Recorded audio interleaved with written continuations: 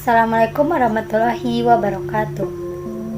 Baiklah, saya Yufi Indiani, NIM 2030106444 dari kelas Tadris Biologi 3B.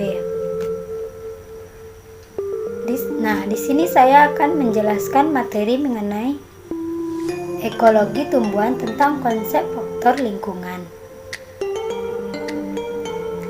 Pertama, materinya yaitu komponen lingkungan, yang berarti lingkungan adalah kombinasi antara kondisi fisik yang mencakup keadaan sumber daya alam seperti tanah, air, energi surya, mineral, serta flora dan fauna yang tumbuh di atas tanah maupun di lautan, dengan kelembagaan yang meliputi ciptaan manusia seperti keputusan bagaimana menggunakan lingkungan tersebut. Adapun pengertian lingkungan menurut Undang-Undang Nomor 23 Tahun 1997 tentang pengelolaan lingkungan hidup. Lingkungan yaitu kesatuan ruang dengan benda, daya, keadaan, dan makhluk hidup, termasuk manusia dan perilakunya, yang mempengaruhi semua perilakunya dan mempengaruhi semua peri kehidupan dan kesejahteraan manusia serta makhluk hidup lain. Selanjutnya kita masuk kepada macam-macam komponen lingkungan. Komponen lingkungan ini terbagi atas dua, yaitu komponen abiotik dan komponen biotik. Komponen biotik adalah segala sesuatu yang bernyawa seperti tumbuhan, hewan, manusia, dan mikroorganisme.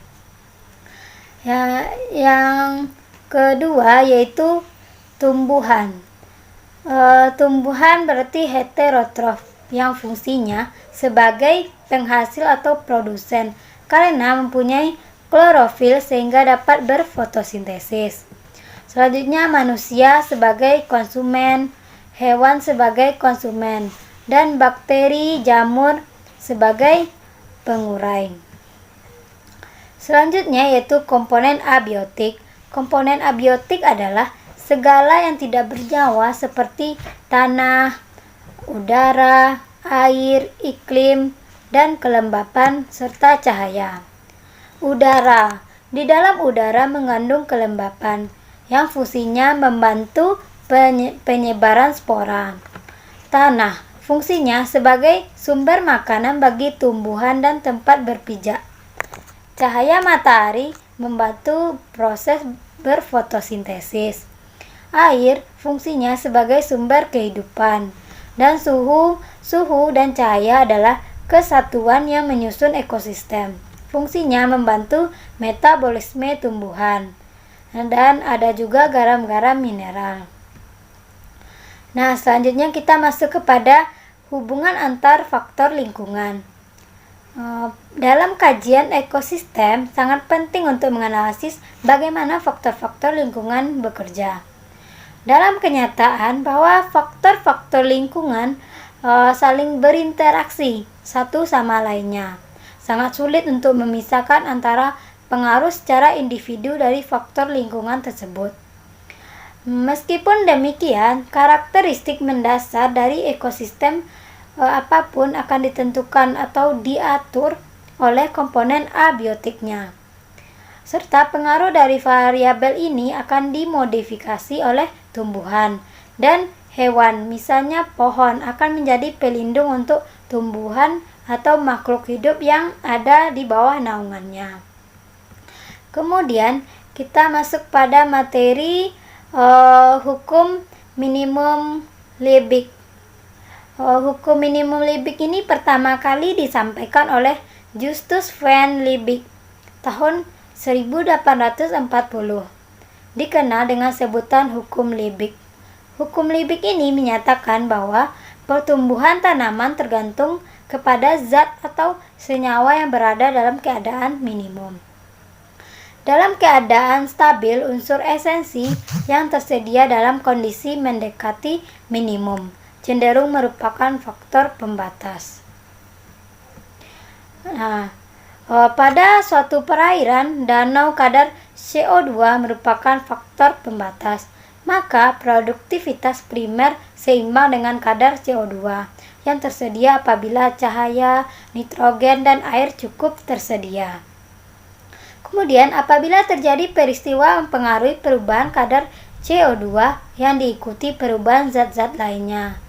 Dalam keadaan ini, produktivitas tidak hanya tergantung pada kadar CO2, tetapi juga pada unsur-unsur lain yang keseimbangannya berubah.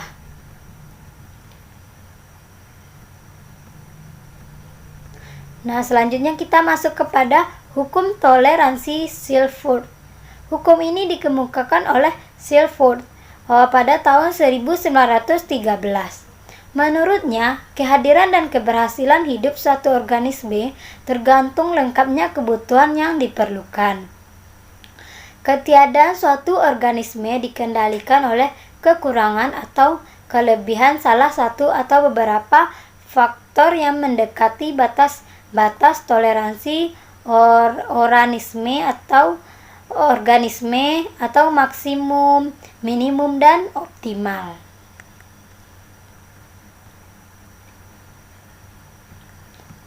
Nah, selanjutnya kita masuk kepada azas terkait hukum toleransi Silford. Yang pertama, organisme dapat memiliki kisaran toleransi yang luas bagi suatu faktor dan sempit untuk faktor lainnya. Yang kedua, organisme dengan kisaran yang luas untuk semua faktor mempunyai daerah penyebaran yang luas. Nah, kemudian batas toleransi terhadap suatu faktor berubah diakibatkan kondisi faktor lainnya. Seringkali ditemukan organisme-organisme di alam sebenarnya hidup pada kondisi optimal yang disebabkan adanya faktor fisik tertentu. Nah, kemudian periode reproduksi pada umumnya rawan apabila faktor-faktor lingkungan bersifat membatasi. Nah, selanjutnya kita masuk ke faktor pembatas. Faktor pembatas ini adalah keadaan yang mendekati atau melampaui ambang batas toleransi suatu kondisi yang terdiri atas kisaran minimum atau maksimum dari faktor-faktor abiotik suatu ekosistem.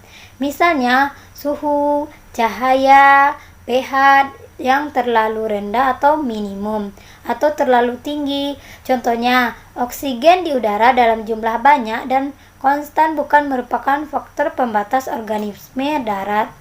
Sebaliknya, kandungan O2 terlarut di perairan terdapat dalam jumlah sedikit dan jumlahnya selalu berubah-ubah, menjadi faktor pembatas bagi organisme yang hidup di perairan tadi. Nah, mungkin hanya itu materi yang dapat saya sampaikan. Jika ada salah kata, mohon maaf. Sekian dan terima kasih. Wassalamualaikum warahmatullahi wabarakatuh.